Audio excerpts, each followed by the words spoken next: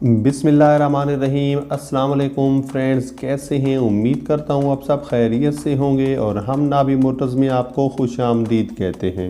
Friends, आज हम आपके लिए होंडा सिटी लेकर आए हैं जो कि 2003 का मॉडल है, जो बहुत ही सस्ती गाड़ी है जिसे आप आसानी से इसे परचेज कर सकते हैं। और इस गाड़ी के आखिर में हम इस गाड़ी के ओनर का नंबर और एड्रेस भी शेयर करेंगे। अगर आप लोगों को ये गाड़ी पसंद आए तो आप लोग भी इस गाड़ी के मालिक से रब्ता कर सकते हैं। इस वीडियो को आखिर तक देखिएगा ताकि आपको मुकम्मल इंफॉर्मेशन मिल सकें।